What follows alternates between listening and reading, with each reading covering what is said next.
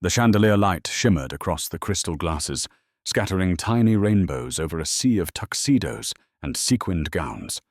It was the annual Hale Foundation Gala, the kind of night where money wasn't just spent, it was displayed, paraded, and worshipped. A string quartet played softly in the background, their music barely competing with the laughter of the rich. Among the blur of wealth and perfume, a young waitress moved quietly from table to table. Her name tag read Maya. No last name, just Maya. Her hair was neatly tied back, her black dress crisp, her smile practiced. She didn't belong here, and she knew it.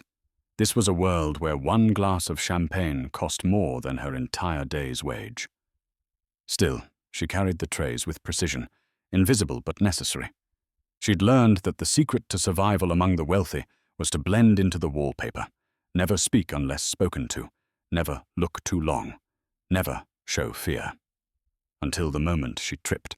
The flute of champagne slipped from her tray, tilted in slow motion, and landed perfectly on the cuff of Leonard Hale's immaculate white sleeve. The chatter around the table died instantly. Every head turned. The orchestra's soft melody faltered. "Oh, God," Maya whispered, grabbing napkins. "Sir, I'm so sorry." "Stop." His voice was calm, low, but it carried like thunder. Leonard Hale, the billionaire, sat back in his chair and studied her. Mid-40s, silver hair, sharp jawline. He looked more like a movie villain than a philanthropist. Everyone in the room knew his story. Once a famous pianist, he'd abandoned music after tragedy struck. His wife and son had died in a car crash on the night of his greatest performance. Since then, he'd built an empire, colder and harder than marble. Now his pale blue eyes locked on Maya like searchlights. "You're shaking," he said quietly. It was an accident, sir. I'll pay for the cleaning, I swear." A ripple of laughter passed through the guests. One woman whispered, "She couldn't afford a single button on that suit." Leonard's gaze didn't leave Maya. "You work here?" "Yes, sir. I'm just a waitress," he finished. "Of course." Then, without warning, his lips curved into something that wasn't quite a smile. "Tell me, waitress, can you play?" Maya blinked. "Play?" He gestured toward the grand piano near the stage. Its lid gleamed under the chandelier light. "That instrument. You look like you've touched one before." A murmur spread across the room. The guests exchanged amused glances, eager for spectacle. I used to," she said softly. "A long time ago." "Used to?" He raised an eyebrow. "What stopped you?" Her throat tightened. "Life, I guess." "Life," he repeated, tasting the word. "Let's see if life left you any talent." Her eyes widened. "Excuse me." He leaned forward slightly, his tone casual, but there was something deliberate behind it. "Play something for us. Humor me." A few guests chuckled. "Oh, this should be good," one man muttered. Maya's stomach dropped. "Sir, I really can't." "Then you'll be replaced," her manager hissed in her ear. "Play, or don't bother coming back tomorrow." Maya's hands trembled. Every part of her wanted to disappear, to sink into the marble floor and never be seen again. But the piano was calling her name like an old ghost. Leonard watched, unreadable, as she took a hesitant step toward it. The crowd parted. The music had stopped completely. Her reflection shone in the polished black surface of the grand piano. She hadn't touched one in 6 years. She sat down. Her hands hovered above the keys, frozen. The billionaire's voice broke the silence. "Let's see what a waitress remembers." The room held its breath, and as her fingers touched the keys, a familiar melody whispered back to life, one only he should have known. 6 hours before the gala humiliation, Maya Torres was just another overworked waitress trying to stretch one paycheck into 2 lives. The morning had started like every other. The alarm at 5:30, The creak of the radiator in her tiny Queen's apartment, the smell of burnt coffee she couldn't afford to throw away. Her little brother, Leo, had already left for school by the time she got up. He was 16, all elbows and ambition, a kid who still believed that hard work could change everything. Maya didn't have the heart to tell him how the world really worked. She'd learned the hard way that some people start the race already standing on the finish line. She dressed in her uniform, black slacks, white shirt, hair tied back tight. No jewelry, no perfume. The rules of invisibility. Her reflection in the cracked mirror looked like someone older, harder. There was a time, not long ago, when her hands were soft, made for piano keys, not trays and coffee pots. Back then she'd dreamed of Juilliard, of grand stages and standing ovations. But dreams were expensive, and life had other plans. The day her father died, everything changed. A stroke, sudden and cruel, left her with debt instead of diplomas. She sold the family piano to pay for the funeral, telling herself it was just a thing. But the silence that replaced it was unbearable. She hadn't played since, not even when Leo begged her to.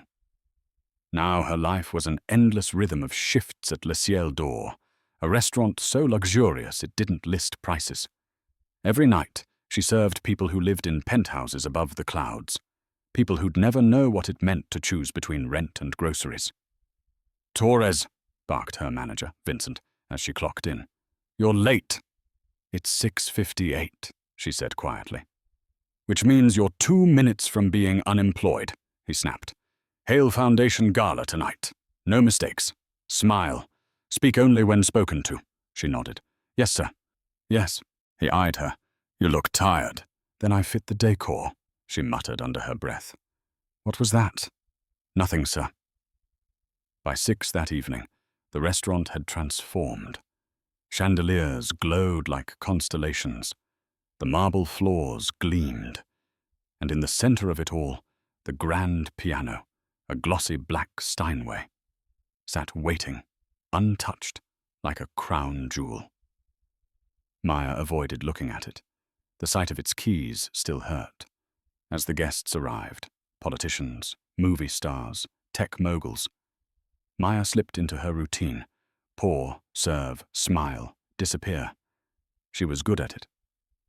No one noticed the girl behind the tray. That was the point. But when she reached the head table, she froze. Leonard Hale was there. She recognized him immediately. Everyone did. His picture was in every magazine, the tragic genius who'd lost everything and built an empire from grief. He looked untouchable, carved from silence and money. She'd read once that he used to be a pianist, too, years before tragedy turned him into a ghost. As she set down his drink, he didn't even glance at her, just a dismissive "thank you." And yet for a fleeting second, when her sleeve brushed the edge of his chair, she felt it, his attention, like a spotlight. Their eyes met. Hers, brown, weary.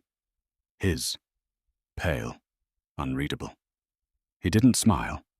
He didn't frown. He simply studied her, like he was trying to remember something. Maya turned away quickly, heart pounding. She didn't know it then.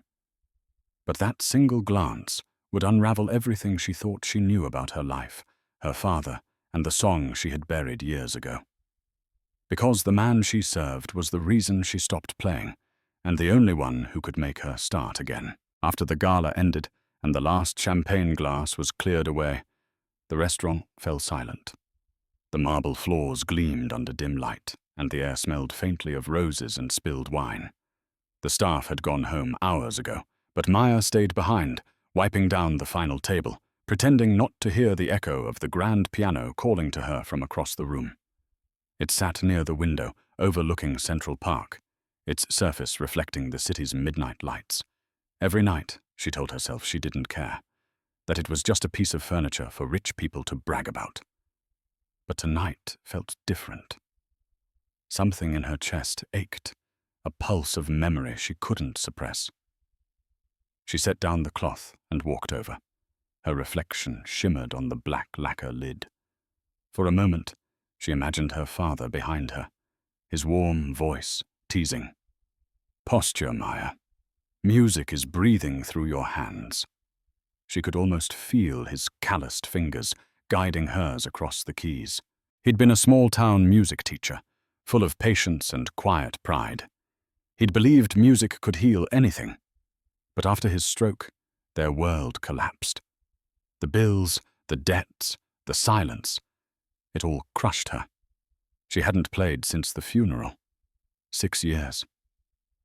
Just look at you, she whispered to herself, brushing dust from the piano. Scared of an instrument? Her fingers hovered over the keys, trembling. She pressed one. A soft note filled the air, hesitant, almost shy. She pressed another, then another. Slowly, she pieced together a phrase she hadn't thought of in years. It was a lullaby, one her father used to hum when she couldn't sleep. A haunting, unfinished melody that always ended the same way, with silence, as if the last note was lost somewhere he couldn't reach. She closed her eyes, letting it spill out in fragments. The room transformed.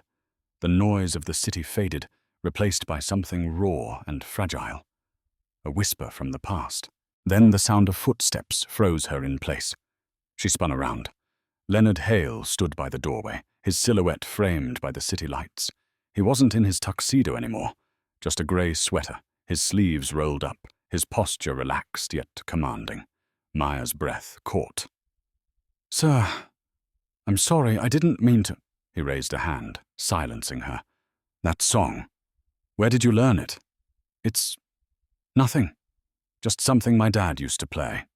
He stepped closer, his expression unreadable. What was your father's name? She hesitated. Daniel Torres. Something flickered in his eyes. Shock, disbelief, maybe pain. Daniel Torres, he repeated slowly, as if testing the weight of it. Your father taught music. Yes, at a small school upstate. Leonard stared at the piano, his jaw tightening. That melody. It's mine. Her heart stuttered. What? He nodded, eyes distant. I wrote it, 20 years ago. It was never published. That can't be, she whispered. My dad played it all the time. Then your father knew me, he said quietly, or someone close to me. The air between them grew heavy. For the first time, Maya saw something break in his eyes, a shadow of grief that had never healed. She swallowed hard. I don't understand. Neither do I, he said, his voice low. But I intend to. He turned toward the door. Come back tomorrow at 7. Don't wear the uniform. Why? He paused at the threshold. Because some ghosts deserve an encore. The door clicked shut behind him, leaving Maya alone with the piano, and a song she suddenly realized wasn't hers to play, yet somehow had always belonged to her. Leonard Hale had built an empire out of silence. 20 years ago, he was the most celebrated concert pianist in America, a prodigy who could make an audience weep with a single chord. Then overnight, he disappeared. No farewell concert, no interviews, no explanation, just headlines, speculation, and one awful night that rewrote his life. Now he was something else entirely. The billionaire philanthropist, the untouchable genius, the man who could buy entire symphonies and never listen to them. That morning, he sat in his penthouse overlooking Central Park, sunlight spilling through floor-to-ceiling windows. A piano sat in the center of the room, like a monument, untouched and covered in dust. His assistant, Henry, stood beside him with a tablet. You've got meetings till 4, then dinner with the board. Shall I add the interview with the Times? Leonard didn't look up. Cancel it. Henry hesitated. They're expecting you to discuss the Hale Foundation's new arts initiative. I said cancel it. Henry nodded quickly. Of course, sir. When the elevator doors closed behind his assistant, Leonard exhaled slowly. His hand drifted toward the piano, but stopped halfway. The memory came uninvited. His wife, Clara, laughing beside him, her voice like the softest melody. His son, Oliver, playing on the rug with toy cars. Then, the phone call. The rain. The sound of twisted metal. The silence that followed. He pressed his hand to his chest, as if he could still feel the echo of that night. For years he'd told himself music had betrayed him. It had taken everything he loved and left him hollow. So he buried it, built walls of concrete and glass around his heart, turned grief into power, into control. But last night, that wall cracked. That girl, the waitress, had played his melody, the one no one else knew, the one he'd written for Clara before she died. The notes had been exact, even the unfinished cadence that only two people were supposed to understand. How did she know it? Leonard paced the room, restless. His mind replayed every detail, her trembling hands, the soft way she pressed the keys, her father's name, Daniel Torres. He hadn't heard that name in decades, but it wasn't unfamiliar. He remembered it from somewhere distant, buried in the haze of old concert programs and charity galas. Daniel Torres, accompanist, music teacher. He'd met him once, hadn't he? At a rehearsal? Or was it something darker? His phone buzzed, jolting him back. It was Henry again. "Sir, a reminder about tonight's dinner. Cancel that, too." "But Mr. Hale, it's with the mayor." "I said cancel it!" His voice echoed against the marble walls. He pinched the bridge of his nose. "Reschedule everything for next week." Henry's silence was uneasy. "Understood." Leonard hung up and turned toward the piano again. His reflection stared back from the polished surface. Older, harder, colder. "Daniel Torres," he murmured. "Who were you?" For the first time in 20 years, he sat down at the piano bench. His fingers hovered over the keys, shaking slightly. He played a single note, then another. The sound filled the penthouse, fragile but alive. It wasn't the melody she'd played last night. It was the beginning of it. The song that used to belong to him and Clara. The one that ended unfinished. He stopped halfway through, his throat tight. The room felt smaller, heavier. Somewhere out there, that waitress had finished what he couldn't. Leonard stood abruptly, closing the piano lid. He couldn't bear the sound. But the melody stayed, looping in his head like a heartbeat that refused to die. Tomorrow, he'd see her again. And for the first time in decades, Leonard Hale didn't know whether he was looking for answers or forgiveness. The next evening, the restaurant hummed with quiet anticipation, the kind of night where the air felt thick with expectation, like something was about to happen.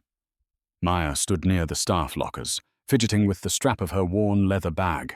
She wasn't in her uniform, just a plain white blouse and jeans. She'd never felt so out of place. Vincent, her manager, eyed her skeptically. "You sure he asked for you personally?" Maya nodded. "Yes, 7 o'clock. Vincent whistled low. "Leonard Hale doesn't ask for anyone. He commands. Don't screw this up." She didn't answer. She'd barely slept. The memory of the previous night, the humiliation, the song, his voice, had haunted her dreams. What did he want from her? When she stepped into the main dining room, everything looked the same. But the energy was different. Leonard Hale was already there, seated alone at his usual corner table. No entourage, no champagne, no performance. Just him, and the piano, gleaming under the light like it was waiting for judgment. He looked up as she approached. "You came." Her throat tightened.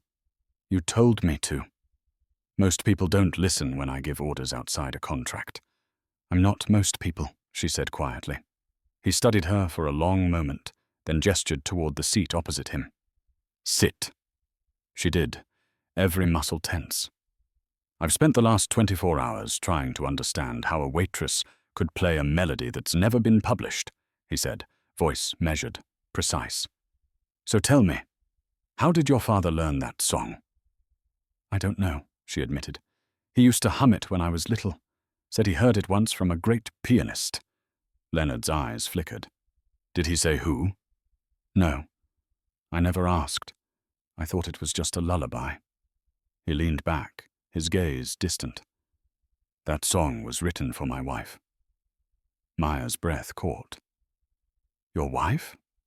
"She died 20 years ago," he said flatly. "The melody was unfinished when she left. No one else ever heard it." A chill ran through her. "Then maybe my dad knew her," Leonard finished softly. "Or me." Silence hung between them. The sound of silverware and soft conversation faded into a blur. Leonard stood. "Come with me." Before she could protest, he was already walking toward the stage. The room quieted, guests whispering as they watched the billionaire lead a waitress to the piano, like it was some kind of ritual. Maya froze halfway there. "Mr. Hale, I don't think—" "Don't think. Play." His tone was calm, but there was something dangerous beneath it. "I'm not performing for your friends again," she said, anger finally breaking through the fear. "They're not my friends," he said. "They're witnesses." "Witnesses to what?" "To the truth." Her chest tightened. He was serious. Completely serious. The guests' curiosity turned into murmurs. Vincent looked ready to faint in the corner. "Play the same song," Leonard ordered. Maya hesitated, her heart pounding. Her palms were slick with sweat, but she sat down anyway. Her fingers touched the keys, and the world vanished. The melody poured out, delicate, haunting, alive. Every note carried the weight of something unspoken. Leonard closed his eyes. Halfway through, his hand gripped the edge of the piano, as if bracing against the past. When she stopped, the silence was deafening. He opened his eyes, and for the first time, Maya saw tears glinting under the harsh light. "She played it like that, too," he whispered. "Who did?" "My wife," he said. "And now you." The room fell utterly still, and for the first time, Maya realized this wasn't about music at all. It was about a ghost they both shared. The restaurant was still whispering after Maya stopped playing. Guests stared, not sure if they'd just witnessed a performance or an exorcism. Leonard Hale, the untouchable billionaire, stood beside the piano, visibly shaken. Maya wanted to disappear into the marble floor.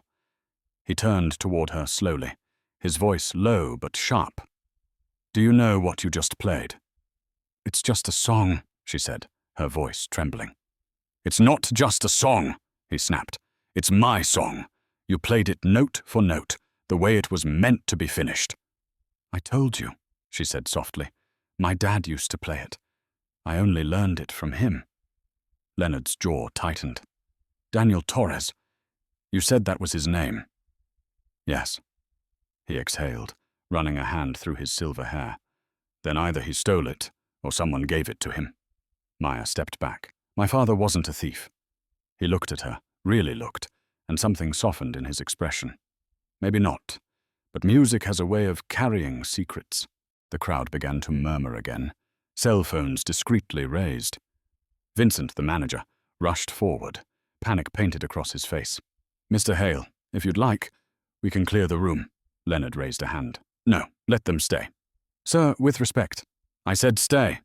His tone froze everyone in place. He turned back to Maya.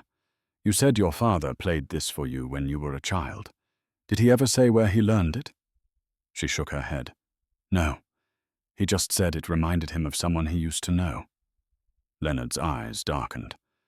"Someone or her?" "Who?" "My wife, Clara." The name hung between them like a ghost. He walked around the piano, pacing slowly. "She used to play that melody. She said it came to her in a dream. I wrote it down for her, but I never finished it. The night before she died, she told me she wanted to surprise me with the ending." Maya swallowed hard. Maybe my father helped her with it. His voice grew colder. Or maybe he was the surprise. The meaning hit her like a slap. "You think my dad and your wife. I don't know what to think," he said. "But I need to know the truth." She took a step toward him, anger flaring through the fear. "My father loved my mother. He wasn't part of your tragedy." Leonard's face hardened again. "We'll see about that." The tension between them thickened, sharp enough to cut. Vincent tried again, whispering urgently, "Sir, this isn't good for the restaurant. Maybe we should—" Leonard ignored him completely. "Miss Torres, I'm hosting a private gala this weekend. There will be a piano there. You will play." "What?" she said, disbelief breaking through. "You can't order me to—" "I can, and I am." "Why? To humiliate me again?" He paused. "No. To find out if that song belongs to you, or to me." Maya stared at him, stunned. "I don't owe you anything." "No," he said, his voice quiet now. "But maybe you owe it to the music." Her heart pounded. For a long moment she said nothing. Then, against every instinct, she nodded once. "Fine, I'll play. But after that, you leave me alone." "Agreed," he said. He started to walk away, but she called after him. "Mr. Hale, if that song really was written for your wife, maybe she's the only one who knows who it belongs to." He stopped, his back to her. "She knew," he said. "She just never got to tell me." And as he walked out, the whispering crowd parted like a tide, leaving Maya standing alone by the piano, terrified, furious, and utterly certain of one thing. This was no longer about music. It was a battle for the truth. The invitation came 2 days later. Heavy cream cardstock, gold lettering, sealed with the Hale Foundation crest. Private gala. Saturday, 8 p.m. Formal attire required. No instructions, no explanation, just a single handwritten note at the bottom. Play the song. Maya stared at it for a long time. Every instinct told her to throw it away. Leonard Hale wasn't asking. He was testing her, and she had promised herself never to let another rich man turn her life into a spectacle. But something about that melody still haunted her, the unfinished cadence, the way it echoed inside her like a heartbeat that wasn't hers. She borrowed a black dress from her co-worker, pressed it flat, and arrived at the Hale estate just after 7. The mansion was exactly what she expected: glass, marble, and silence. Every corner smelled faintly of power. When the butler opened the door, he gave a curt nod. "Miss Torres, Mr. Hale is expecting you." She followed him down a long hallway, lined with portraits of famous musicians, their painted eyes seeming to watch her pass. At the end, a pair of grand double doors opened into a ballroom lit by chandeliers and candlelight. The guests mingled, all dressed in black and gold. A string quartet played softly near the stage, but there, in the center of the room, sat the grand piano, the same Steinway, waiting. Leonard stood beside it, his expression unreadable. "You came." "I said I would." He nodded once. "When the time comes, play exactly what you played the other night. And if I don't, then we'll both keep living a lie." Before she could answer, the lights dimmed. A soft hush swept over the crowd. Leonard stepped up to the microphone, his voice smooth and distant. 20 years ago, he said, I wrote a song for my wife. She never heard it finished. Tonight, someone will play it for the first time." A murmur rippled through the audience. Maya's stomach twisted. He turned to her. "Miss Torres, if you would." She froze under the spotlight. Her palms were slick, her knees weak. For a split second, she considered walking out. But something inside her refused. This was her father's melody too. His secret, his comfort. Maybe tonight she'd finally learn why. She sat down. The keys glimmered under the chandelier, polished to perfection. The crowd disappeared, and all she could hear was her father's voice. "Music tells the truth, even when people don't." Her fingers began to move. The first notes were soft, almost trembling, then stronger. The song bloomed like light through glass, the familiar melody weaving through the air, fragile, yet defiant. Halfway through, she glanced up and saw Leonard's face. He was pale, his eyes glassy. his hand gripping the piano's edge like he was drowning. She finished the piece exactly the way she remembered, the final note unresolved, a question left hanging in the air. Silence. Then a slow clap from Leonard himself. The audience followed, polite and puzzled. They had no idea what had just happened. Leonard leaned down, his voice barely audible. That ending. Did your father teach you that? Yes, she whispered. He said that's where the story ends. Leonard's voice shook.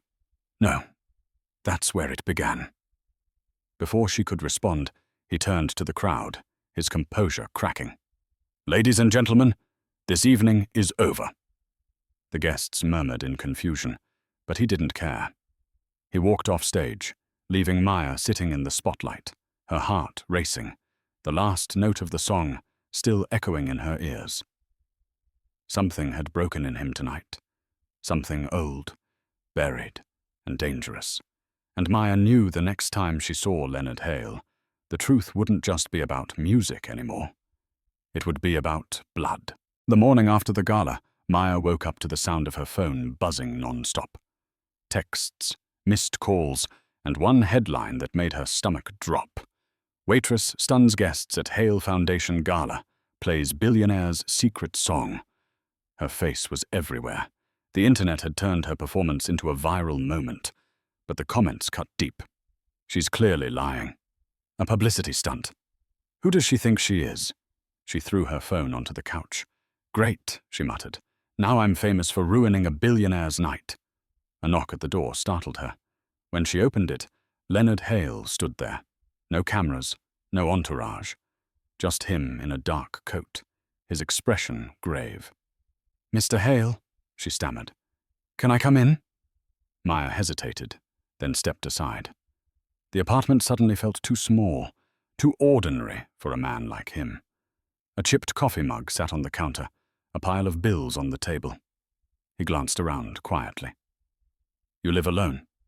With my brother. He's at school. He nodded, then met her eyes. You shouldn't believe everything you read.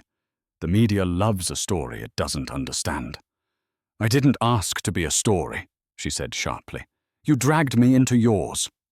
He didn't flinch. Maybe. But that song connects us, whether we like it or not. Connects us? She repeated. It's just a song. No, he said firmly. It's her song. His wife, Clara. He reached into his coat and pulled out a worn sheet of paper, yellowed and folded at the edges. This is the original manuscript, he said, laying it on the table. I wrote the first half. The second, he hesitated, is yours. Maya stared. The handwriting changed halfway through the page, her father's handwriting. She'd know it anywhere. Her pulse quickened. That's impossible. I thought so too, Leonard said, until I remembered where I heard his name. Daniel Torres was my wife's accompanist during her final recital tour. They worked together for 6 months. Maya shook her head. You're saying my father knew your wife? He did more than know her, Leonard said softly.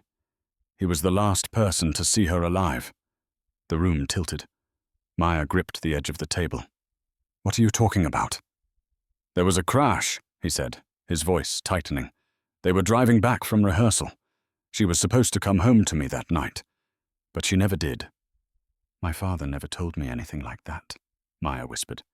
He said he quit music after the accident because it broke him. I thought he meant losing a student, not... Leonard's gaze was unreadable. Maybe he was protecting you. From what? The truth?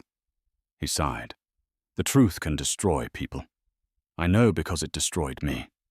Maya looked down at the paper again, her father's notes flowing seamlessly into Leonard's melody. It was beautiful, painful but beautiful. So they finished the song together. Yes, Leonard said quietly. But the ending was hers. She changed it the night before she died. Maya's throat tightened. That's the version I played, he nodded, which means Daniel kept her secret for 20 years. She felt tears sting her eyes. You think they were in love? He looked away. I think she loved music more than either of us. And your father. Maybe he reminded her of what I'd lost. Silence filled the room. The city outside hummed, unaware that two strangers were unraveling a lifetime of ghosts. Maya folded the paper carefully. So what now? Leonard met her gaze. Now, we finish what they started. And though Maya didn't know it yet, that choice would cost her far more than she ever imagined. Leonard Hale didn't sleep that night. The unfinished melody ran through his mind on a loop, every note a ghost refusing to rest. He sat at his piano until sunrise, trying to play through the pain, but his hands wouldn't obey. They shook, not from age, but from something raw, older. Guilt. When Henry, his assistant, arrived that morning, he found Leonard still at the piano, the curtains drawn, the same 3 bars echoing in the silence. "Sir," Henry said gently, "you've been at this all night." Leonard didn't look up. "I can't get it right." "It's just a song," Henry offered. Leonard finally lifted his gaze. "No, it's a confession." Henry hesitated. "You're talking about the waitress again." Leonard's tone darkened. "Her name is Maya Torres, and she's not just a waitress." Henry frowned. "You think she knows more than she's saying?" "I know she does," Leonard muttered. "She plays like Clara. She moves her hands the same way. Even the pauses, identical." "You think it's a coincidence?" "I don't believe in coincidences," Henry sighed. "Then what are you going to do?" Leonard stood, straightening his jacket. "Find out what Daniel Torres was hiding, and why he taught his daughter my wife's song." Maya didn't sleep either. She sat at her kitchen table, staring at the worn manuscript Leonard had given her. Her father's handwriting danced across the page, familiar and heartbreaking. Beneath the notes, he'd scrawled a message she had never seen before, for forgiveness, not farewell. Her stomach twisted. Forgiveness? For what? Leo padded into the room, rubbing his eyes. "You're up early." "Couldn't sleep." She tried to smile. "Big day?" He shrugged. "Just school, you?" She glanced at the sheet music. "Just figuring things out." He pointed to the piano sketch on the page. "You're gonna play again, right?" "I might have to." "You always said music hurt too much," he said quietly. "Sometimes pain's the only way to make something real," she murmured. When he left for school, Maya sat in silence, tracing her father's notes. The melody had changed now. It wasn't a lullaby anymore. It was a message. Her phone buzzed. A text from an unknown number. "You're late," followed by an address. Her pulse jumped. She almost ignored it, but curiosity won. When she arrived at the address, a private studio in Midtown, the door opened automatically. Leonard was inside, standing beside a sleek black grand piano, surrounded by recording equipment. "You came," he said simply. "I didn't know I was invited," she replied. He gestured to the piano. "This is where she recorded her last song. I've kept it sealed since the accident." Maya's breath caught. "Why bring me here?" He studied her closely. "Because I need to know whether the music remembers something I've forgotten." "That's not how music works." "Then prove me wrong." She hesitated, but the piano was already calling. She sat, hands hovering above the keys.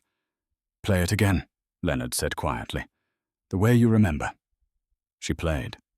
The melody filled the studio, richer, more painful than before. Leonard closed his eyes, listening like a man being dragged through time. When she finished, he whispered, "You played her last note." Maya frowned. "What do you mean?" He pointed to the manuscript. She'd changed that bar the night she died. Only someone who saw her after that would know it. Her breath hitched.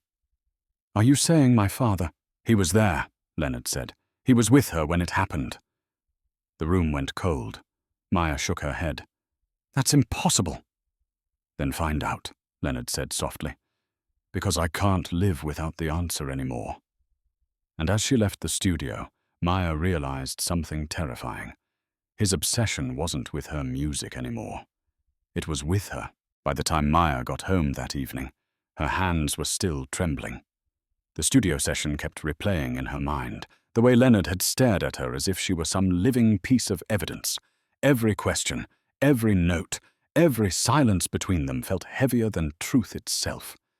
She poured a glass of water and stared out the window. Below, the city moved like nothing had changed, but something had. Her father wasn't just a man who'd loved music. He was part of a story she'd never been told. The knock came just after 10. She opened the door to find Leonard standing there again, coat dusted with rain. His expression was unreadable. "You shouldn't be here," she said quietly. "Neither should you," he replied. "But here we are." She crossed her arms. "If you're here to interrogate me again, I'm here to apologize." That stopped her. "For what?" "For treating you like a suspect instead of what you are. A mirror." She frowned. "A mirror?" He stepped inside, looking around her modest apartment. "You play like Clara. You breathe like her when you sit at the piano. It's disorienting." She hesitated. "I'm not your wife, Mr. Hale." He gave a faint smile. "I know. She was fire, though. Unpredictable. Brilliant. A little reckless. You—" He paused, studying her face. "You play with the same courage she had before life broke her." Maya didn't know what to say. The compliment felt more like a confession. Leonard walked to the small upright piano in her living room, the one she'd rescued from a thrift store last year. Its keys were chipped and yellowed. "May I?" he asked. She nodded. He sat down and played a few bars, soft and uncertain. It was the same melody again, but this time slower, sadder. His hands were sure, but his eyes betrayed the weight of every memory. "My wife used to say, 'Music tells the truth even when we lie,'" he murmured. "I thought she meant art, but she meant me." "What do you mean?" Maya asked gently. "I spent years pretending I didn't care how she died," he said, "but I do, and I think your father was the only one who really knew." Maya swallowed hard. "You said he was with her?" "Yes. The police report said she was alone when the car crashed, but the autopsy revealed 2 coffee cups in the car, 1 lipstick, 1 plain. He must have run when help arrived." "That's not possible," she whispered. "My father would never leave someone to die." Leonard turned toward her. "Then help me prove it." She looked away. "Why me?" "Because he's gone, and you're all that's left of him. And maybe, just maybe, the music he gave you still remembers what he couldn't say." For a long moment, there was only the rain tapping against the window. Finally, Maya nodded. "All right. But if I do this, it's not for you. It's for him." Leonard stood, his expression softening. "Fair enough." He reached into his pocket and handed her a small silver key. "This opens the practice room in my wife's old conservatory. Her journals are still there. Maybe they'll tell us something." Maya stared at the key, its surface cool in her palm. "You really think the answer's in her music?" "I think the answer's in the silence between the notes," he said quietly. "That's where truth hides." He left without another word, the door clicking shut behind him. Maya stood alone, clutching the key, the echo of the melody still lingering in the air. And in that moment, she realized she wasn't just chasing her father's secret anymore. She was walking straight into his past. The next morning, the rain had stopped, but the air still smelled like something unfinished. Maya rode the subway, clutching the silver key Leonard had given her. It felt heavier than metal, like a question she couldn't stop carrying. The conservatory sat on the Upper West Side, an old building of stone and stained glass. Its sign, Clara Hale Institute of Music, shimmered faintly under the morning sun. Maya hesitated before pushing open the door. Inside, the air was thick with dust and memory. Rows of pianos lined the practice rooms, silent and waiting. A woman at the front desk, grey-haired and elegant, looked up. "Can I help you?" I'm here to see room 12, Maya said. "Mr. Hale gave me permission." The woman's eyes softened. "Ah, Leonard, I thought he'd never open that room again. She led Maya down a long corridor, stopping at a door with a brass number. 12. She used to teach in there, the woman whispered. Clara. Always said that music was her second heartbeat. When the door closed behind her, Maya stood still, staring at the ghost of another life. The room smelled of paper and rosin, faintly sweet. A single grand piano sat in the corner, its keys yellowed but clean. On the far wall hung framed photos, Clara in concert halls, laughing, radiant. And beside her, in one picture, was a man Maya recognized instantly. Her father. She moved closer, her throat tightening. He looked young, proud, smiling beside Clara, with a sheet of music between them. On the bottom of the photo, written in fading ink, for Leonard, so he never forgets why she sang. Maya's knees went weak. Her father hadn't just been Clara's accompanist. They'd been partners. On the piano bench lay a leather-bound notebook. Inside, page after page of music, Clara's handwriting, looping and passionate. But near the end, a few pages were different. Darker ink, firmer strokes. Daniel's handwriting again. She read the words scrawled across the margin. She forgave him before he knew what to ask for. The room spun. A sound behind her made her jump. Leonard stood in the doorway, his face pale, his eyes fixed on the photo she held. I shouldn't have let you come alone, he said quietly. You knew, she whispered. You knew they worked together. I suspected. She turned the photo toward him. You were her husband. You had to know what this meant. He walked closer, his voice rough. I knew they were close. I didn't know how close. I told myself it was artistic, pure. But then she stopped playing with me. She stopped smiling at home.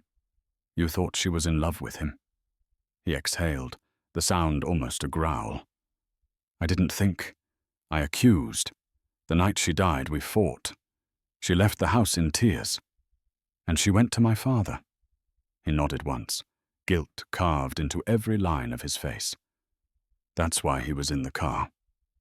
Maya's eyes filled with tears. You ruined him. You let everyone believe it was his fault. Leonard didn't deny it. I needed someone to blame. If I couldn't hate her, I had to hate him. She shook her head, fury and grief colliding. He spent his whole life carrying your sin. Leonard looked down. And I've spent mine pretending it didn't happen. The silence between them stretched like a wound. Maya closed the notebook gently. Then we end this. No more secrets. We finish the song, and we tell the world the truth. He met her eyes, something breaking inside him. You sound just like her. No, Maya said, turning toward the piano.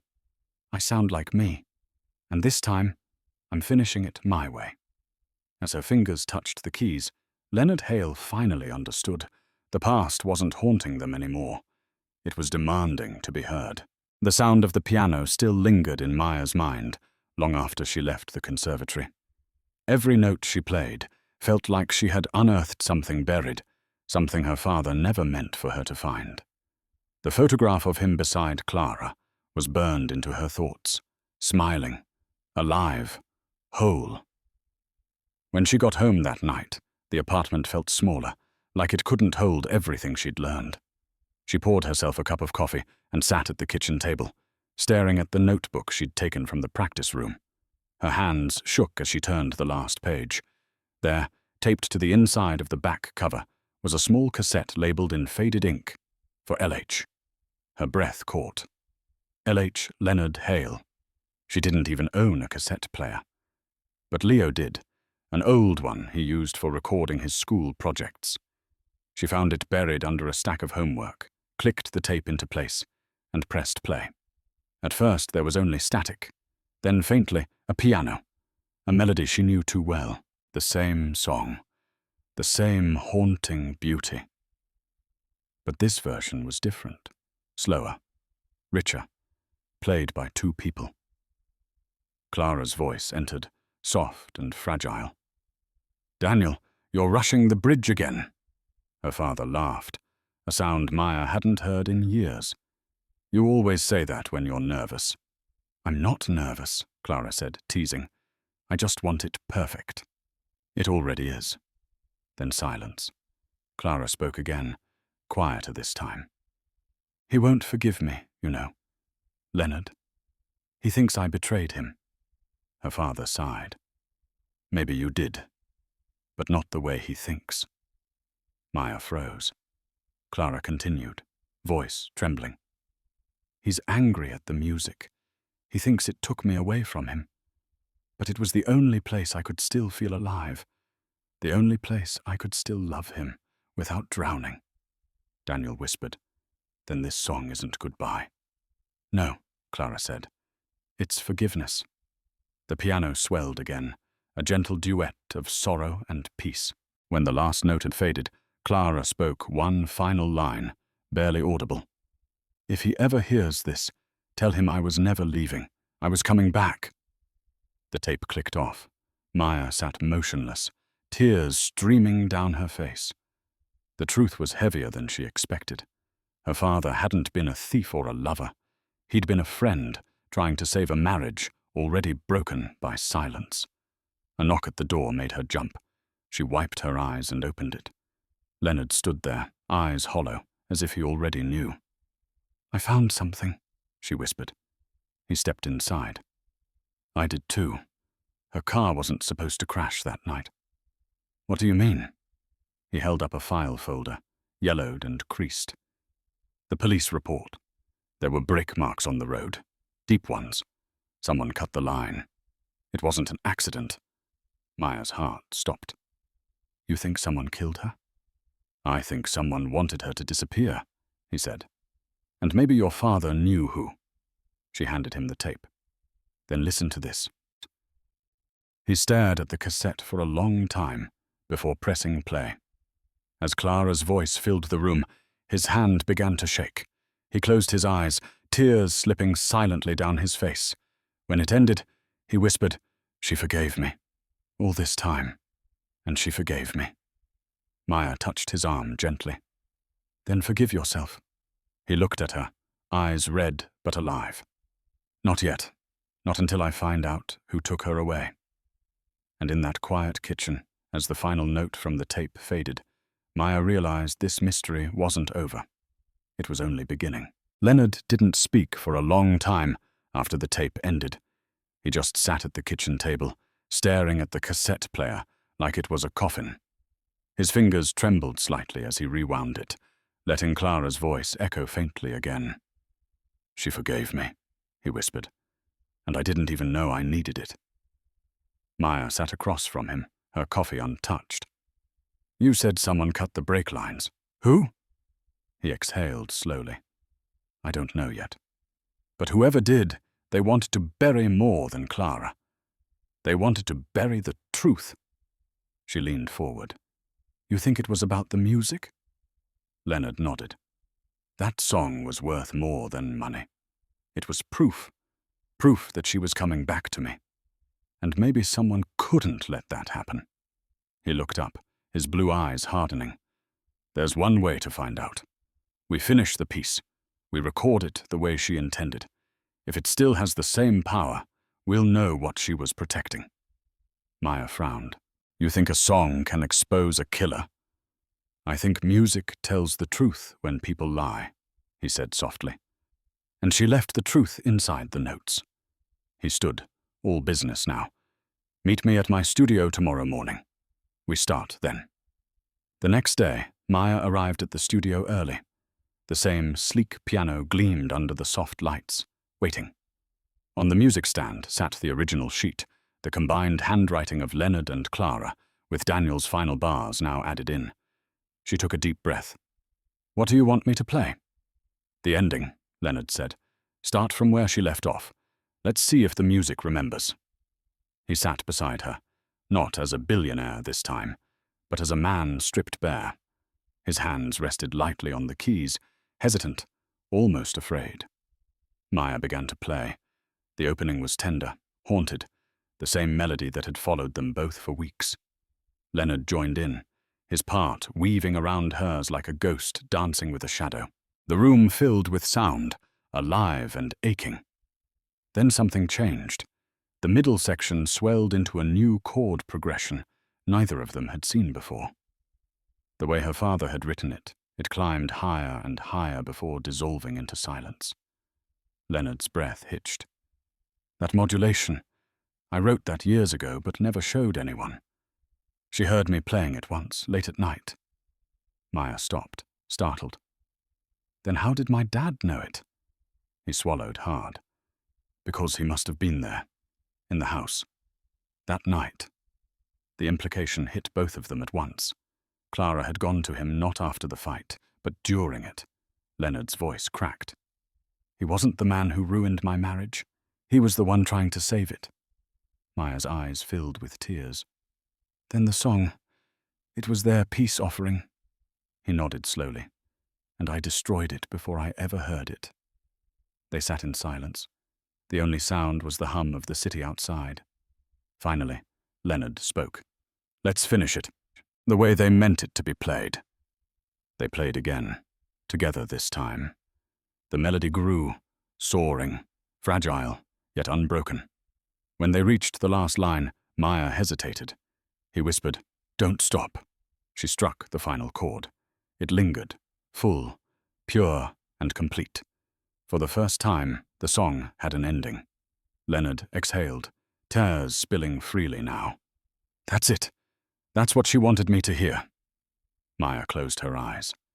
And now you have. He nodded, voice breaking. Now I know what forgiveness sounds like. But as the final note faded, a soft knock came from the studio door, and when Leonard opened it, the man standing there was someone neither of them expected to ever see again. The door opened with the soft creak. For a second, neither Maya nor Leonard spoke. Standing there was a man in his 50s, dressed in a dark overcoat, rain dripping from his sleeves. His face was tired, drawn, but unmistakably familiar. Leonard's voice came out hoarse. "Peterson?" The man nodded. "It's been a long time, sir." Maya glanced between them. "You know him?" Leonard nodded slowly. "He was my driver, the night Clara died." Peterson stepped inside, his gaze heavy. "I was more than that. I was your friend once. I saw what that night did to you. That's why I left." Leonard's jaw tightened. "You left because you knew something." The man's silence said enough. Maya's pulse quickened. "You were there?" Peterson nodded. "I was the one who found the car after it crashed. But I wasn't supposed to." Leonard stepped closer. "What are you talking about?" "There was no accident," Peterson said quietly. "Someone wanted Clara gone. The brakes didn't just fail, they were tampered with." Leonard's eyes darkened. "We already know that. What we don't know is who did it." Peterson looked down. "You won't like the answer." Maya felt her chest tighten. "Tell us." He hesitated, then sighed. "It wasn't Daniel Torres. He tried to stop her from leaving. He begged her not to drive. But she wouldn't listen. She said she had to get home, to you." Leonard froze. "She was coming back."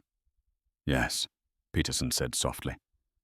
"He stayed behind to call for help when the car went off the road. I found him covered in blood, trying to pull her out. He kept saying your name. Tell Leonard she forgave him. That's all he said." Maya's voice broke. "He never told me." "He couldn't," Peterson said. "He knew if he spoke up, it would ruin what was left of your father's life. The media already blamed him, and your husband's lawyers made sure it stayed that way." Leonard's head dropped, shame hitting like a wave. "My lawyers were following my orders." Peterson nodded. "You needed someone to blame, so they made him the villain." Leonard turned away, gripping the edge of the piano for support. "And I let him die with that burden." The room fell silent. Outside, thunder rolled in the distance. Peterson reached into his coat and pulled out a folded envelope. "Clara gave this to me before she left that night. I was supposed to deliver it to you after her concert, but I couldn't." Leonard took it with trembling hands.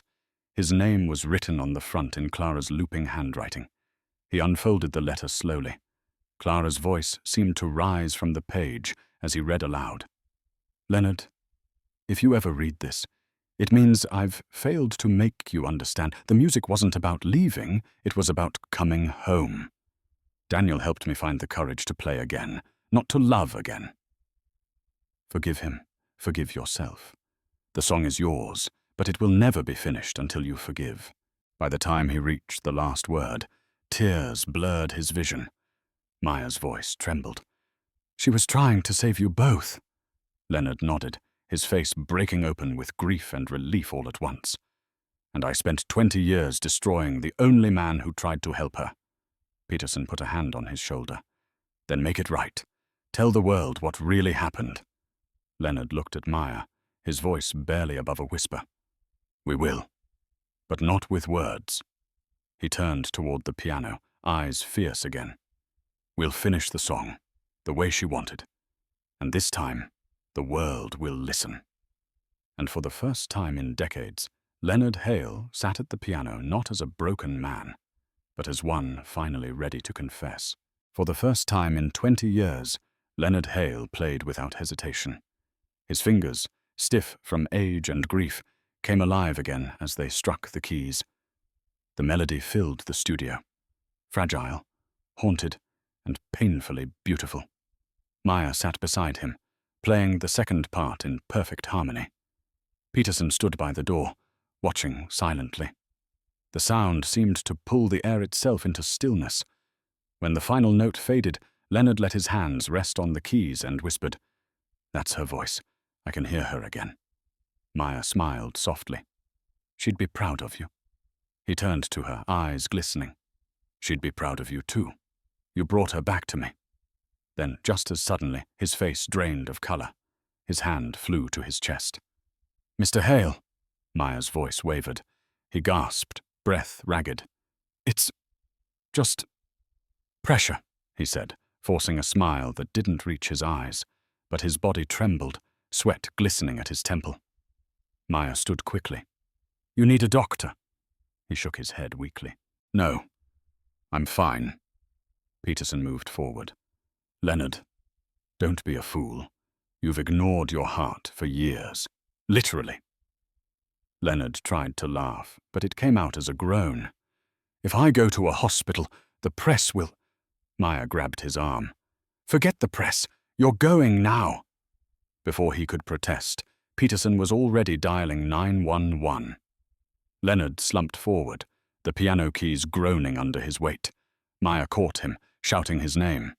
When the paramedics arrived minutes later, she followed them into the ambulance, her hand still shaking. Leonard's skin was cold, his breathing shallow. He looked at her as the sirens wailed through the city. "I don't want to die before I make it right," he whispered.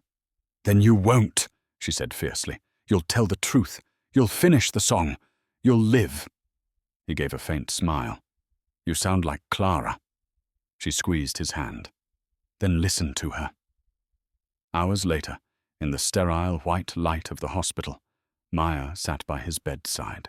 Wires trailed from his chest, machines beeping steadily. He looked smaller now, stripped of all his power. When his eyes fluttered open, she leaned forward. "Hey, you're okay." He gave a weak chuckle. "I've been worse. You scared me half to death." "I scare everyone," he said softly.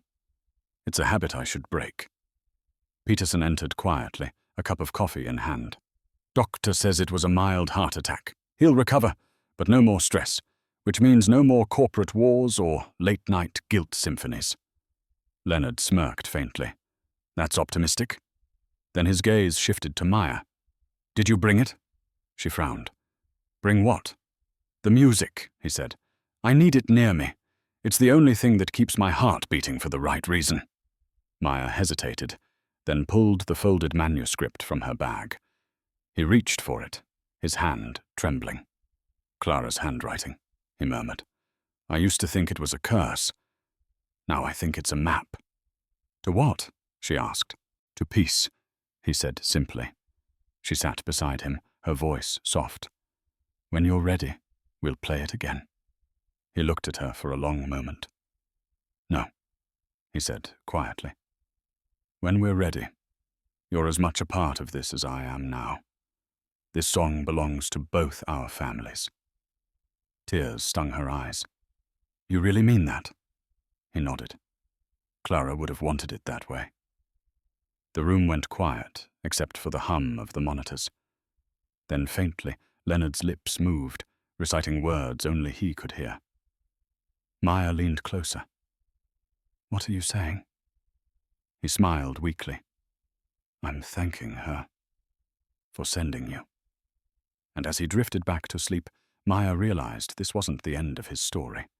It was the beginning of his redemption. 2 weeks passed before Leonard Hale was strong enough to leave the hospital. He looked thinner, slower, but his eyes, once cold and unreadable, held a new light, a quiet kind of peace that came from finally facing the truth. Maya met him outside the hospital doors, bundled in a scarf against the late autumn chill. When he saw her, he smiled faintly. You waited? She shrugged. You still owe me a duet? He laughed softly. You're relentless. Someone has to be. Peterson drove them back to the Hale Foundation building, which had been transformed into something new. Gone were the corporate banners and investor plaques. In their place, a single sign hung above the entrance.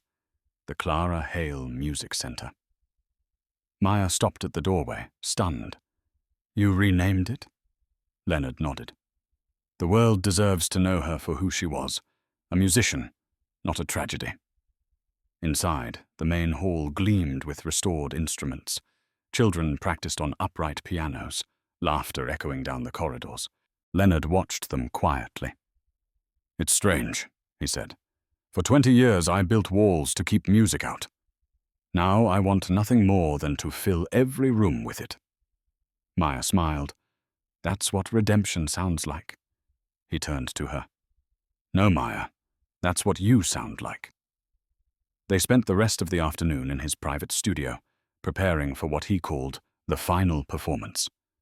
The idea had come to him during recovery, a public concert to reveal the truth, honor Clara, and clear Daniel Torres's name once and for all. You really think the world will listen? Maya asked, flipping through the sheet music. They will, Leonard said, because guilt doesn't heal until it's heard. He placed a new page on the stand. The melody was the same as before, but softer now, rewritten with care. This is the final version, he said. I added a coda. It's yours. Maya blinked. Mine? You finish it. You always have. Her throat tightened. You trust me that much? He smiled. You remind me of her, but you're stronger.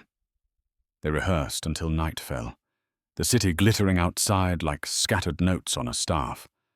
When they finally stopped, Leonard leaned back, exhausted but content. Do you ever think she's listening? Maya asked. He nodded slowly. Every time we play. The night of the performance arrived a week later. The concert hall was packed. Reporters, musicians, old friends, and strangers who'd followed the viral story of the billionaire and the waitress who played his lost song. Leonard stood backstage, adjusting his cufflinks, his breathing calm but steady. Are you ready? He asked. Maya looked out at the glowing crowd. No, but I'll do it anyway. That's how you know you're meant to. They walked out together, greeted by thunderous applause. Leonard took the microphone. For 20 years, he began, I lived in silence. I blamed the wrong man. Tonight, the truth finally speaks, in music. He gestured toward Maya. This is Maya Torres, daughter of Daniel Torres, the man who helped my wife finish the song that defined our lives. Gasps rippled through the audience. Cameras flashed. Then he turned to her, his voice soft. Shall we? She nodded. They sat side by side at the grand piano. The first notes rang out, gentle, trembling, then rising into something pure. The melody of love, loss, and forgiveness filled the hall, weaving their stories into one. When Maya played the final coda, Leonard's hand came to rest over hers. Their eyes met, and for the first time in decades, Leonard Hale looked free. The crowd rose to their feet, unaware that this was not just a performance. It was an absolution. The lights dimmed. The audience fell into a reverent hush, the kind that only happens when everyone knows they're about to witness something that will never happen again. Maya sat at the grand piano, her heart pounding so hard she could hear it over the applause. Leonard sat beside her, his hands poised, his breathing even. This was it, the moment that would either free them or finish them. He glanced at her and whispered, "Follow your heart, not the paper." She smiled faintly. "You're really bad at small talk before a performance." He chuckled, just enough to ease the tension. Then he nodded to the conductor. The hall went silent. Their fingers touched the keys together. The first notes floated through the air like smoke, fragile, trembling, alive. The melody that had destroyed them was now rebuilding them, piece by piece. As they played, flashes of their past intertwined with every chord. Clara's laughter, Daniel's lessons, the night of the accident, the years of silence. The song was no longer about pain. It was about forgiveness. Halfway through, Leonard faltered for a second. His left hand froze on the keys, a flash of pain crossing his face. Maya looked over, fear flickering in her eyes. He whispered, "Keep playing." "Leonard, keep playing," he repeated. "It's yours now." So she did. Her hands flew across the keyboard, the melody transforming under her touch. The orchestra swelled behind her, strings rising like a heartbeat. Leonard watched her, pride and peace mingling in his gaze. When she reached the final section, the part he'd written for her, she hesitated. The notes on the page were clear, but something inside told her there was one more truth left to tell. She closed her eyes and changed it.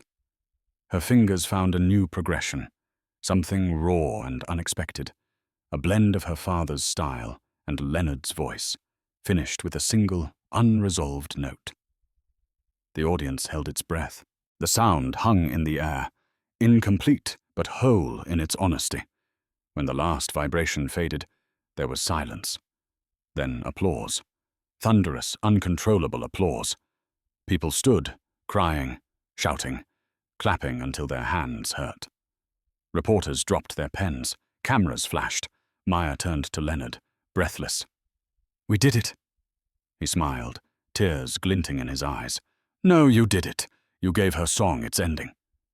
But even as he spoke, she saw the color drain from his face. He leaned back slightly, a faint tremor running through his hand. "Leonard," she whispered. He smiled weakly. "Don't worry. This is how it was supposed to end." "Don't say that." He exhaled, the kind of sigh that sounds like release. "Do you hear it?" "Hear what?" "The silence. It's beautiful again." The crowd didn't notice what was happening on stage. They thought it was part of the show, the quiet between two artists who had just bared their souls. Leonard looked out over the audience one last time, his expression calm. "Tell them the truth tomorrow. Every bit of it." "Leonard, please." He placed his hand gently over hers. "Thank you, Maya, for giving me my music back." And then, as the applause swelled again, his eyes closed. The sound around them blurred into a wave of clapping and sobs. Maya sat frozen, her hand still resting on his, the piano echoing the faint hum of their final note. She didn't cry. Not yet. She just whispered, "You made it right." The curtain began to close, the audience unaware that they had just witnessed the end of an era, and the redemption of a man who found peace not in power, but in forgiveness. And beneath the fading light, Maya kept playing softly, carrying his melody into forever. The next morning, the world woke up to headlines that read, "Billionaire Leonard Hale dies after final performance." Photos of him at the piano, smiling beside Maya Torres, filled every news outlet. The performance had gone viral overnight, viewed by millions. To everyone else, it was a love letter written in music. But for Maya, it was the last page of a story she wasn't ready to close. She hadn't slept. The night replayed in her head again and again.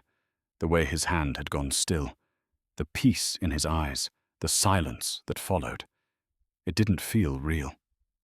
She kept waiting for him to call, to tell her it was just another test, another performance. But his voice never came.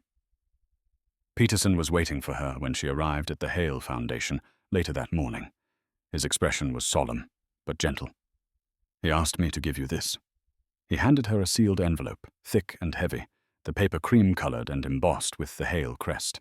Her name was written in Leonard's unmistakable handwriting. Maya. Her fingers shook as she tore it open. Inside was a handwritten letter and a single key wrapped in a satin ribbon. She sat down at the nearest piano bench and began to read.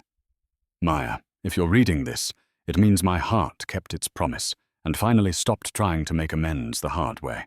I always believed I could fix everything with control, with power, with money. You showed me I was wrong. You fixed it with truth. She swallowed hard and kept reading. The world now knows Daniel Torres was innocent. The Foundation's lawyers have been instructed to clear his name officially. His music royalties, long held under my company's name, belong to you and your brother now. You'll find the legal documents enclosed with Peterson. Tears blurred her vision, but she turned the page. I'm sorry I stole 20 years of your father's peace. I'm sorry I let pride blind me to the beauty of forgiveness. But most of all, I'm sorry I didn't meet you sooner. You remind me of everything Clara loved about life. Honesty, fire, and music that comes from pain, but refuses to sound bitter. She stopped, pressing her hand over her mouth. Her chest ached. The next paragraph was written in a shakier hand, the ink smudged in places. In the studio, you'll find a second piano beside mine. It's yours now. The key in this envelope opens that room. Inside, I've left the final version of our song, signed in both our names, Hale and Torres. When you're ready, play it for the world. Not for me, not for her, not even for your father. Play it for yourself. At the bottom of the page, one last line stood alone. The silence doesn't scare me anymore, because I know you're still playing. Maya's tears finally fell, quiet and unstoppable. She folded the letter carefully, pressing it against her heart. Peterson stood nearby, eyes glistening. He wrote that the day after the hospital, he said softly. He knew his time was short. Maya looked down at the key in her hand. Then I guess I know what I have to do. Peterson nodded. He believed you'd keep the music alive. Maya took a deep breath and glanced toward the grand piano at the far end of the hall. She sat down, opened the lid, and placed her fingers on the keys. The first note was shaky, but the second was steady. She began to play, not the sad song of grief, but the one Leonard had written for her, the Requiem of Truth. As the melody filled the empty hall, sunlight streamed through the tall windows, wrapping her in gold, and for the first time, the music wasn't haunted. It was hers. A year later, the world still spoke of Leonard Hale's final concert as if it were legend.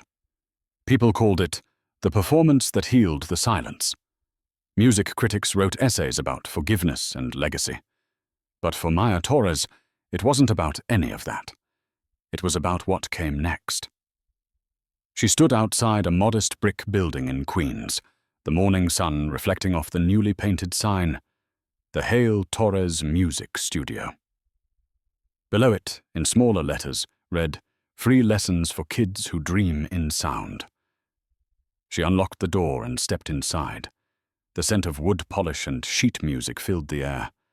The walls were lined with second-hand instruments, donated from people around the country after her story went viral. Pianos, violins, even a few dusty trumpets. None of them matched, but together they made a symphony of second chances. Children's laughter echoed from the back room. Her students were warming up on the upright pianos, some in tune, some not. It didn't matter. What mattered was that they were playing. "Miss Maya," a girl shouted, "can we try the big piano today?" Maya smiled. "One at a time, Lily. No stampedes." She walked to the corner where the grand piano stood, polished and elegant, the same one Leonard had gifted her in his will. On the side, engraved in silver, were the words, "To the girl who finished the song." Every time she saw it, she felt him there. Not as a ghost, but as a quiet hum in the air, a reminder that some stories end only so others can begin. Leo entered a few minutes later, taller now, holding a folder full of college brochures. "You're not going to believe this," he said, grinning. "NYU accepted me. Full scholarship." Maya's eyes lit up. "Leo, that's amazing." He shrugged playfully. "Guess all those nights doing homework to your piano playing paid off." She hugged him tightly. "Dad would be so proud." "I think he already knows," Leo said, glancing at the piano. After class, when the kids left and the studio grew quiet again, Maya sat at the grand piano. The light from the window hit the keys just right, making them glow. She opened the sheet music to the Requiem of Truth, the final version she and Leonard had completed together. She began to play, softly at first, then stronger. The melody filled the room, warm and alive. It didn't sound like sorrow anymore. It sounded like home. Halfway through, she heard the door open. Peterson stood there, older but smiling, holding a small box. "I thought you might want this," he said. She wiped her hands and opened it. Inside was a silver pendant shaped like a musical note. On the back, engraved words read, "Play when you're lost." She smiled through tears. "He thought of everything, didn't he?" Peterson nodded. "He did. He left one more message for you. It's in the box with the Foundation's files." His voice, recorded the night before the concert. Maya hesitated. "What did he say?" Peterson smiled softly. He said, "If she ever doubts herself, remind her that music isn't what saves people. It's people who save music." Her throat tightened. "He really never stopped teaching." "No," Peterson said. "He just found the right student." Maya looked around at the little studio filled with laughter, life, and sound. "Then I guess class is still in session." She sat back at the piano, touching the keys gently. The last chord she played hung in the air, pure and steady. A promise carried forward. And for the first time in her life, Maya didn't feel like the waitress who got lucky. She felt like the woman her father and Leonard both believed she could become. The music was hers now, and the world was listening. The sun was setting over the city, painting the windows gold as Maya closed up the studio for the night. The laughter of children still lingered in the air, soft echoes of music and dreams. She turned off the lights one by one, pausing by the grand piano in the corner, the same piano Leonard Hale had played his final song on. For a moment, she just stood there, her hand resting on the polished wood. The studio was quiet now, but not empty. The silence felt alive, full of the memories of every student who had played their first chord here, every parent who had cried hearing their child's song. She sat down at the bench, exhaling slowly. It had been exactly 1 year since Leonard's last performance. The world still talked about him as a legend, but for her, he was something smaller and deeper. Someone who'd stumbled through grief and found his way back through music. Maya opened the lid of the piano and pulled out the original manuscript of the Requiem of Truth. She'd played it countless times, but tonight she wanted to play it differently.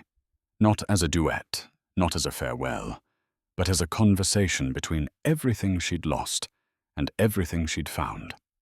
She placed her fingers on the keys and began. The opening was soft, almost like breathing. The melody wrapped around the quiet room, rising and falling like a memory refusing to fade. Each note carried a piece of her father, of Clara, of Leonard. Halfway through, she smiled. There it was, the unfinished measure, the one Leonard used to call the ghost bar, the space where the music stopped, just for a heartbeat, before coming home again. This time, she didn't rush it. She let the silence stay, just long enough to mean something. A light knock broke her focus. The door opened, and Leo peeked in, holding 2 cups of coffee. "You're still here." "Old habits," she said, smiling. "You're supposed to be at campus." "I missed the sound of this place," he said, setting a cup beside her. "Thought I'd stop by before heading back." He looked at the piano. "You're playing the song?" "Always," she said. "It keeps me honest." Leo leaned against the wall. "You ever think about recording it? The world would lose its mind." She laughed quietly. "Maybe one day, but not yet. It's not for the world. It's for them." He nodded, understanding. "Then play it again, for me this time." She gestured to the second piano across the room. "You sure?" He grinned. "You taught me, didn't you?" Maya moved aside as he sat down. Together they began to play. The sister melody her father had once written in secret, the one she'd never shared publicly. Their hands found harmony effortlessly, like blood remembering its rhythm. The music swelled, filling the studio, spilling out into the quiet street beyond. For a moment, it felt like the whole city was listening. When they finished, Leo sat back, smiling. "You know what Dad would have said?" "What?" "That you finally stopped running from the keys." She blinked away tears. "Yeah, I guess I did." He stood, wrapping his arm around her shoulders. "Come on, let's go home." But Maya lingered one last time. She touched the final note on the piano, a simple C major, pure and still. "Good night, Leonard," she whispered. "Good night, Dad." The note faded, but its warmth stayed, echoing in her chest long after the sound was gone. As she turned off the last light and closed the door behind her, the studio remained quiet, bathed in the amber glow of twilight. On the piano, the manuscript fluttered slightly in the breeze, one final line glimmering in Leonard's handwriting. "Every ending is just a note waiting to begin again." And outside, as the city hummed beneath the stars, Maya Torres finally walked into her new life, not as a waitress, not as a prodigy, but as the keeper of the song that healed them all. So that's how the story ends. And if you're still here, my friend, it means something in this story touched you too, doesn't it? Maybe it's the music, maybe it's forgiveness, or maybe it's the quiet courage of learning to let go. Leonard and Maya's journey reminds us that healing doesn't come from forgetting the past. It comes from facing it. Like the Stoic philosopher Marcus Aurelius once said, what stands in the way becomes the way.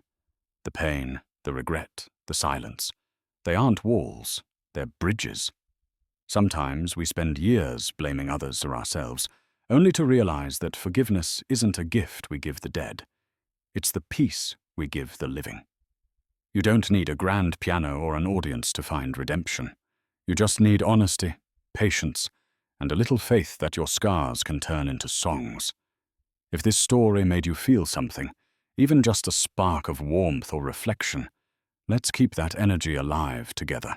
Like, share, and subscribe, so more people can find their own note of healing, just like Maya did. Because every ending, my friend, is just a note waiting to begin again.